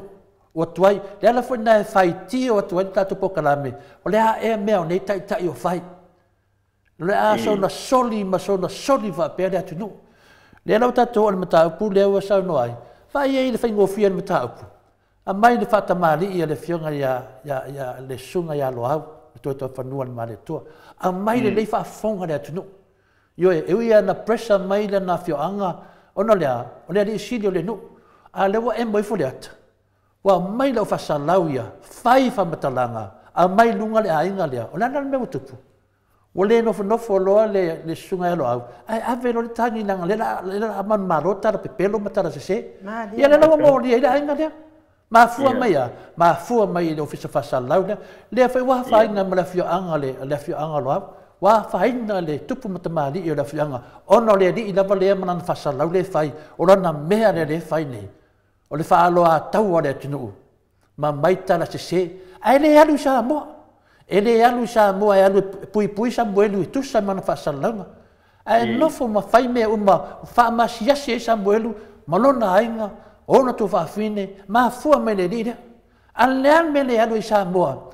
Pe a pe moni no na lofo i tangata. E la wa whainga le fionga le tuta whanua le mali toa. Wa whainga whainga le pokalame lea. O lea na wa whanonga le tala. O le teime tau nua tu i Samoa. O lea wa whaatari mare nu. I lunga tu la fonu. Mena lea. E whaputuputu a. E o le teime e whina i whatau nua. I pore tasi nam tāpua tatanua. E sam tāpua. Ka ko se e atu le sim tāu. O le sim tātu tāupu whina lea. A tatanua silin tāua. Ma tāupu lea le fionga le whaipule a le HRPP mai oi. Ana le ia sa, ana mua. Ana mua. Tasi le mea ia malama i le whafunga anga ta mamatina. E pe pelo matustusinga i e whai. O whapea mai ai, o whina le tau whaaleanga mai ai, whapea mai o saunuanga i le fionga le whaipule. Wa umana so ta i sa mua na o mea pe pelo lava. Ia e tātou oma lava, ia toa le tai, ia on sai. Lea e whaawau lava, a umanga uia ku i whaleanga ia le fionga le hero tātou pokalame a lare pule, whaleanga le fionga le te sili, whaleanga le sunga alo au, le wo o tu fo i le fionga ia lia sa, o whai ia tau whaleanga tangata nei, ma lato whaloa taua. Au tangata ia tau o la pi, le kua o la ko fake pages ia. O tangata ia.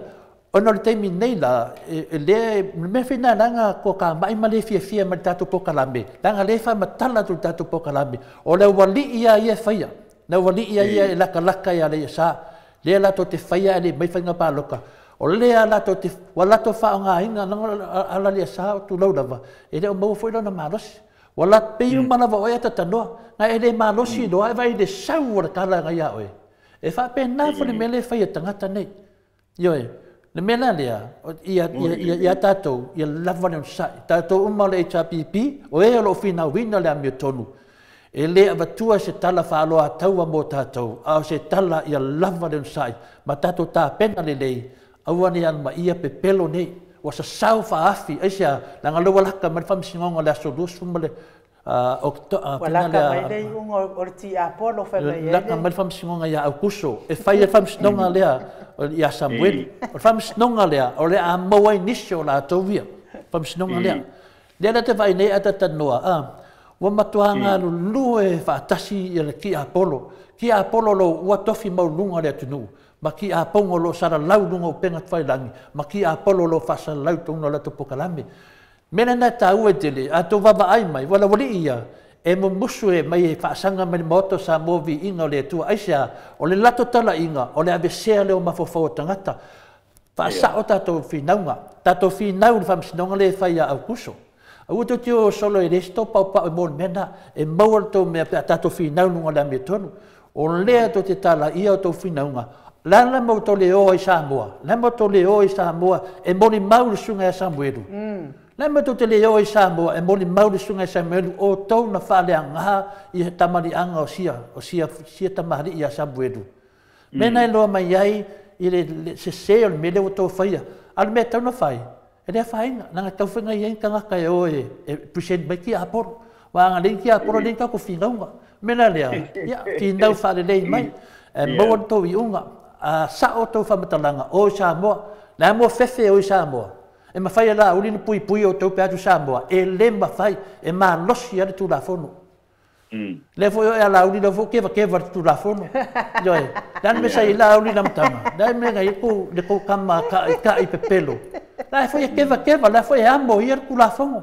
Ma kwa safa o le ku la fono. La fo e fa kali la uli fam stonga la solus, la so finga de akuso. Melania, tato ia tato lava pale nanga o vai nisi tu singa le o nisio pa anga le HRPP en moto sa movi inga le tua pio e tau vai ari ia lato ono le tele pe pelo ai mana ia le fa lo tu tele atu tato ia o sai vai la vai fa longo ia le mato o le ala le ia sa o le fai pule le mato i tu ma lo i poru langa wa o kele ia o afio anga Ia wafo e tele lava au tangata nai loa au la au. Ia o le ala le ia sala al fai pula al mato i tu malo. Mea fo i lea ia e tau fai te fo i ia tato tustusinga. Langa tasi ala au fai tau e le o le ala le ia salea. E o le ala le ia sa fo i. O ia o tangata i lotu fo i ia Pentekoso. E le tatau lai se tangata lotu Pentekoso na au waini mea pepelo. Mea la lea le malo le tato atunu ia. Me se lava tato ia langolango le maota.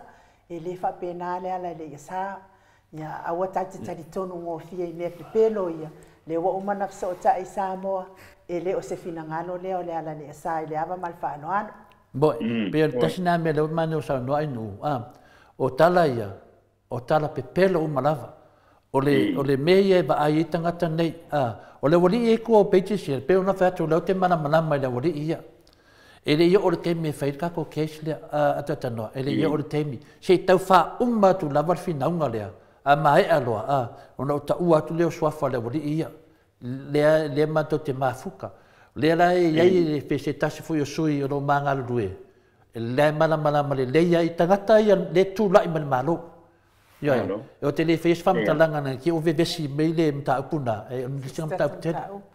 O le datu mta upuna moli ata ta norte sa, e so mta upuna ta no fam moli. Le ai sa no pelo si ona to le. O le kende yo mta upuna o te ta pena i le tai au a wale fa mana mai. Tato wo le mele wa interfere mai ai le fionga le famsin sili mo na manatu yo mai. Tato famsin sili. Mo le sila fia le tunu to e fa manatu atu. O ia e ona le fai unga lea ua safa i le tunu. Femisa i le tunu. Ia o ia na amataina na ia tata la le avanoa e tu malo ai le fasa. O le fionga tato famsino sili le nei ia mana mlama le vai diu lea. O lea e ia e onga le mataulia foi o le unga famsino nga. To e famanatu ma to e famanatu pea. E soli fa vai soli tu la fon o le unga na famsino nga. Le mea lea na fai lalo le fale ie. Mea lea na fai lalo le fale ie. Le tautonga lea na fai lalo le fale ie. Ma le tūlanga lea nga sengi e lea na sa wailesi ya li i ngā fai maha o le malo. O i na mai le unga famsino nga e soli fa vai soli tu la fono. Longo vinga. Matua le ia masisi me nungo le unga na. Wa soli fa vai soli tu la fono. Na toia pili na ia leo le unga lea. Ai saude tali. Wa faa mao nia. E soli fa vai soli tu la fono. Longo vinga. Wa tu mau le soli fa vai soli tu la fono le vanga lea. E ta tauna na ave loka. Mea na nan fa upu tangata nei. O mo meo pango ka. O le tato malo le nei. O le faie tangata pango ka. Le o fa mau nia le upu to le foa. O sau nei sa tiu lea le o te tau tala iai. O sau nei sa tiu malana fai unga. I e fa mau nia e soli fa vai soli tu la fono. O i la kakau nonga olo vanga le o i tonga malala. Ka loka umba. Wala to solia le tu la fono le tunu. Lan me utupu. Ai fai mai sa tiu. Ai fa unga. Fa unga. Le upu la lea. Fa lango i le male lenga o le hao le malo. Lai me koe ese le male lenga le hao le malo. Ai sia ua toe ave ese ai le male lenga o le hao le malo. Le mena le vinga tuai. E ta tau ana toe a fio mai le hao le malo. E toe a mai le male lenga. Lenga le se sa tiu. O le ua te na i nei mena e lua o le male lenga le hao le malo. Ua toe ave ese. Ma le saunoanga sa tiu, po le tato whamsina sili, e whao ngā, ai wha lango i le male lenga wa vese. Longa winga awa le male lenga se ori, o a whao ngā. E o a koe langa mai. E o a maunu ia. E longa ingoe te ausi ai e o sua mai le male lenga. Wa vese. Ai se a mena vese i le almalo no male lenga. E se tali. E se tali wha vai ai le ave senga longa male lenga, o ia o le ao le malo. E le suia se sina na upu. E malele lo le almalo, wa umba. Le na whaatino le sunga le fionga le tapa au whasinga sunga ya male toa. E malele lo le male toa na whaalongo i Samoa. Le to iam sisi mea. Le ai ma se tala whaasarupitu whapeo ka whaanongo whapeo wa koe vese. Le amena vese le ao le malo. Le amena vese le ao le tato malo. Langa male lenga e file mu i Samoa. Wa ave ese e se i fai atu i rea, le fai unga sa tiu. O ai la ko lua le al malo, ma ka fa singo sili o lei kua mene. O ai o la ua lei tu mene. A o ai le palebia o fia me. O le tangata le sala i wa ka taunga ave loka o fia me. O ai lei tu mene. O le al malo fa singo sili. A wala wano le tato e soli fa vai soli tu lafong wa ka taunga ave le tato palebia ma le lato ka peneta lei nei ma lato umale ai. Le fasa e ave loka o le whaamitu nonga nā le ami tonu a iese si fia lu inga ne melia wa ka kau o ngā loka a lema wale mwhainga loka o ngā wawe ese le male lenga le almalo ai se ame wawe ese le male lenga le almalo o ise tali le loa tātou ai e sia wa whai whaapesa tiu le tunu whao ngā loa Whao ngā lo tangata soli wha vai, soli tu la fono. E wha lango i le male lenga o le tatou ao le malo. O ai esi di. Le mele nā e iaiele le tatou nunga o te le fefe se si ata tano te sa. Na o le atua o te fefe ai. Le wha atali le tunu o le male lenga lea. Ua ve vesi e le tatou atunu. O le whai unga sa tiu. Ua ve vesi e le tatou atunu. O le sori wha avaya fia me ma le lato whainga maro o le whasa. Ua ve vesi e le tunu. O aira le ve vesi e le tunu. E ve vesi o tato taitai. O ai le wha kamtaunina le tunu. Le fionga te siti. Le mele na ia tato finau. Aua ne manu malo. Aua ne manu malo le sori wha avaya sa tiu. Tu sa lava pe o pale mai lato. Tato te finau se i tau ato ele upu. E liu tino tangata le upu. La mela watupu, le wa fai famsinonga le fionga te sili, la mea man malo. Fai famsinonga le ala, man malo. Wa famsinonga lava lalo fa vai, e man malo lava fa vai. Ala mela yelo vanga lea. Na le sipi al te mine, fata tali la toi unga. Le to fa tali nei a fia me. La mena fai a fia me, fa te le fionga le presidente famsinonga. La mea tupu, soli e fia me, le tulafono, soli mal fa vai. Lua vai tolu. Lan me tama whai ma lori nei, ia mola tu lua vai tolu. O upu ia tau talatu a tatanoa, o lewa iei pini. Wata ti tia pini a tatanoa. E le maua lava. Melana, i tatu atunu, tamamati na awale pole. Ia te me si ele leo to le fua. E wha malama le tolu lea. Le fionga tamai tai pale mia ia fia me. Le fionga le whamasino sili. Le fionga le awal malo. O le toa tolu lea. O lea wa wha le tonu wa le tato atunu. Le ala fwori na e muso i lesi mingoi. Wa mingoi leo lesi, mingoi lesi. Le ana wukau whai loka o mai e teimi nei. Tasi lava lesi mele nei. O le tato whonga whetalai. O lea na tato wawa ai nei le matau tia o ngi kai. Ai latu te taita ia. Wha whetai lava le fionga le taita i sili a dokta to le epa. Le maa losi o le neita maa. Le maa losi o le taita i o le tuangai. E tu lai mai. Nea nai maa fua ena whai whaapea lau whasalau lea. La se me wale whai ei lau whasalau lea. Tato o tato whamasino. Wa le tala to le fua. O le whai unga nena whai e sa tiu. Whai lunga sa tiu e wha ngai rona pawa. Lewa tu lai mele na tupu pale mia fiki. O le mea whai nai tatau na ave i sa tiu. E to e su e le whai unga wha ngase selo na pawa. Wha pena whai le whionga tamai tai pale mia wha ngase selo na pawa. O te le loa le alma lopa i sea me o tu lai mai ai. E whaafile mō le tunu. Wa mana watu le tari, to e fo i tua, to e whai whiriwhiringa le tunu, o na wha ma maa i reo mea nei. Nei se mea. No, nga tata noa. Ia, o tato mta upuna mo nei tai au, ia a whai furi te fia whaalawa i te le tato mta upu, ia maua loa wanoa, te whasau noa ai. Ia, mai wha maa vai mei fo i le manu le tato watu no. Wha manu lua tuata noa, pia wasi se rea, so wai sau wai upuna. Pia sau tonua lea sa wala unga, ai mata upu lea. Pawana mea voi leo te no whau ia mō mako whau iei.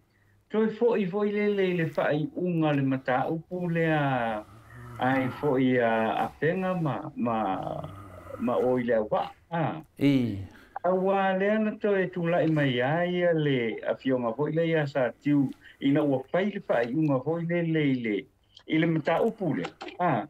Lea nga kako tinana le whetau. Ona ua 5 tau sanga taru na uma whai le whai unga. Ia ua ia. mau feto na le a fo i le to fale ale fionga fa msino si pe ana tula ia tua ia fa hanu pe fa msino nga pe ona ye ona wo tula ia tu nei la wa ko e sui va fo se ile fa inga pe la wo tula i me ile fa le to e telefo la ia fa i unga fa msino nga ia le la wo fa le to nu te mila ne ia o te langona e ile te mi tu la mai ia le ia le fo ino mata upule ai ma lo lava fa tai ono le nei aso ma le tanto talanoanga ia ma lo lava le sa ma atanoa fa man mole asina mea le o pau ia o le mele o pau le tulanga le o final le finangalo le famsino sili le na faali I pili e todo o le me moni ama fa maoni I lunga o ala mea ele e sana vano fina ne te tala noa I whaapea. Tu sa lea wa tau mai a o ia le ke e kua I pili ne e tolu. O le winga on menei pia lo mane ele we sa noa ata tanua. E to e maua le vanoa I fam snonga le fanua maswafa le fam nama le fionga le hero la sa. I tele o a inga e safa menei vai wa kako safa ona la o le unga le sa tiu. Sa ta tauna Yesu si mei lunga atu. E fa sa o le mena na fai sa tiu. Le la wata to va ai le unga onga me. Po le ase sa o so fina unga fam sinonga mua. E sa no le fam sinonga longa lua. Pe sa o pe se o le unga le na. Le la wata va ai ne me le wata pu ne le afio anga ia. Ma te le fam sinonga. Le la tonu ana na oso mai ai le fa le fina ngalo sa tiu. E le fa le se fina ngalo tia va su. Wa lua fam sino sili do nei. O lea le mea to e tali tonu e se fina ngalo sa tiu e o le fam sinonga maua lunga le atunu I paki e lua alena nofo ai mawhaile unga pio. Lana mea la koe tali kongo e se mea pa u mai I le nei fam sino sili. O lea tala noa I lo ai a tatau, lea tala noa lava lo ai a tatau, e matua o le tali tonu se mea pa u mai fam sino sili. I lana fai unga le na fai, a lea fo to e sau le fai le fa alo a taua, o lea wa umi e na vevesi le tatu atunu. Aisea, e la ngona le loto lea, to e fo ia e tua lea nga sala le na ia fai le atunu. Lea nga sala le na ia fai le atunu. Wa ia fa o ngā inga le soli fa vai soli tu la fonu, so se mea e pa u mai le fam sino sili, e le to e tatu tonwina le atunu. Le nau tatu vavai nei le vevesi. Le wa vevesi a fio anga, ono lea. O le mea lava lea. O tangata nei, le wa fai atu. Tato te whetau I lomo le whamsinonga. Le lea tanoa whaftai lava. Ia whaua mai lau sau noanga mai whamawai me maru le tunu. Ia ono ke lole o mai al teni whaftai tele lava mo le awa noa I li fo I tae au rau fionga tole a foa rau sunga enu u ma le sunga ia mai kia.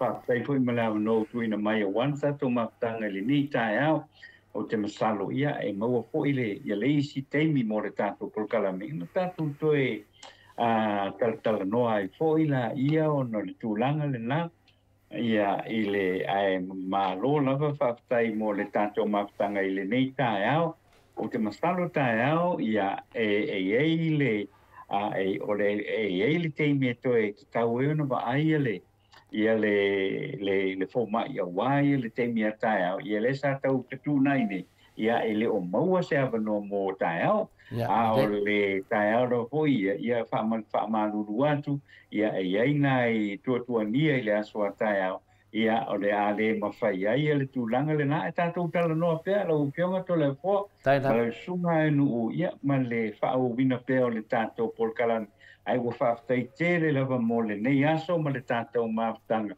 Pape nao nā lo whangia le atua le tātou o tunu pule te tele. Ia alofa pea ia mawha te wina pea ia le tātou o tunu I ona a alofa. Ai ia manuia lava ia fuafuanga uma fo I o le nei aso tātou toe wheiloa I se teimi.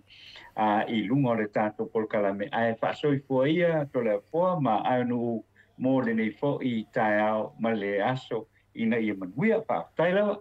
No, lava le sau noa ata noa te sā. Ia awa e te popole. Wha lava lo soifua maloloina. Ia o le fatalia lava maua makava tatou pokalame mai Samoa i tatou talafou. Ia ai whapenao na whai manuia fo i nei aso. Lo fatele atu fo i se uso manai o walo. Ia tatou toi wheiloa i fo i lea mai aso. Ia pe apure alofa le atua i momori atu ia ilo soifua i lungo o tatou wala ata nei. A tatou wheiloa inga ia iasa uma ia tau te wheiloa ia i lungo o telefoni ata noa ia ai whaasoifua ia mo nei taimi manuia lo waso. Ia, whaafutai lava, muia fo nei aso. Ia, whaia soifua. Whaasoifua lo whiunga le tatanoa te sa. Ia, tone fua. I sisi mea te toi fia sau noa. Ia, ne la tu ia la umta upu se iau lia tae au. Ia, ma whamawai atu ai fo i le malo le atunu mo nei aso wha umata po karama. Ia. Pe atu le sunga lea. E whai mai nātou e vai tole a fua. Ia vai tole a fua whamauina le whina le i unga pio le tātou whamasina sili. O ia ngai vai o ai. Ia whai ngoa ia o ngā whawhia tu rau whawhanga le tu o ngā whia ia arvia o e le vā aloha. Afo i o le mea nātou le a fua le maua nei inisi o tātou atunu. Whaanongo mai loa i le mawhai au whina ngalo ke ia le wai ka fua ia oe ma whapea mai o e ke a, o e ke fia poko, o e ke mga au whai kua kasi. Ai le ai, e na tele o maua o langona o whina ngalo, te sire fio e tole. O le tali whapupu ai nua, na o le atua o te whiwhi ai. E o e tole fua. A o le atua na ia au mai le loto matala i totonu ia te oe. A whaila i te mativa i mawhauwhaunga. Ka kalo i le akua. Kalo i le atua e mai i mawhauwhaunga i lo roto. O ngangana mai ai le o lo ngutu. Lo fofonga. E le au mai ala mawhauwhaunga le hanga aua. A mai mawhauwhau te talo i le atua. A mai mawhauwhau le leito no lo roto. I e whesoaso ani e whautua ai lo ai. Nau te loa tangata ia Lau te loa ia tangata ia le o ta sui mai ngō tangata. Lau te loa vai. Toi fo ia oe ia toi whailo. Samo. O te awa te le ta māmati nā mātua. O ki aka Wara wari ia ia. Mara mai kai ia. Ngā leo mai ama ko kofu le vālo. Ngā le vālo ana. E le ia masisi me ko ke oi. Ia wanga le ka eio ko fōringa. Pea ko mai lunga ia tole fua. Ngā le mai vāloa, oso mai kong. Ia, oso mai vāloa aveloa. Pai mai alo rita manto ifo. Fa ingo ia lau sului. E langa leanga lau sului. A mūska mai mū. A beri whawhie. E mua ia, e ka whiwhidia ia le aso akoa. Mele nei ia, ono tele o nevei temi. Tele o tangata anu ua. Sala lafi to tono mea nei. Sala tolo toi tono mea nei. Wa ai mai le ia kangaka ngai. Wa la maua la tau. Ia wa mai ai fafu. Au tangata nei. Na pei fōringa mo ni tangata le lei. A wa e moi fōle ata. La kou lai. O le au o la pi lai. E sa o ila wala au mai lai ngisi la. Ko le fōa. Ngā waiau lima au lapi. Le ai, sai dano lo au.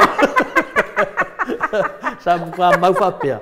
Ia wo kango koe ku. Ia ole mea lava nā tole fua. E le mawhai anua oe ke ia le o anu whamai oe a mama, oe a mama, oe a mama, oe a mama. Ai ui lea ia sa moa lo atunu e pele le loto mani nganga. Lungo le ampio fōninga whapea fo i lungo le tato YouTube. Whaatai lava le tusi mai, tai fo i lango mai tātou pokalame. Nisi whamanuia le atua nei aso i ona tiu te mawhaiva. Mai se le mamano le atunu o mafuta mai tono whalewhai ngā luenga. Mai se nisi o le a whasauni ngā luenga i se taimi o le nei aso. Whamanuia le atua mapui o tau, maua le malosi a walsa i lingo te mau a inga. O e o lo ngā lulua i le nei tae au i lungo a wala tele, pasi, o lori, o upa, o taxi. Ia mai se fo i le whi. Ngā soloa i e whi mori tai whanau i a onga ma whanau ngā ruenga. Whamanuia te lele atua pui manawea ina o tau mai whalawelave ono tutupu whaafuase i lunga le ala tele. Tapua i ngā sunga i whaafeanga i ngā mwhalitua i maota malawa. Mai se le au sina o le atunu umatupu mai o Samoa. Ia mafuta ma le anganga o le atua i manuia i lo waso. Tātou wheloa i le aso atai au i le itula e fitu tātou pokalame. o le maleifua mai Samoa, whaasoifua ia Samoa, mai le maota Samoa vi ingo le atua, sini au Setalia.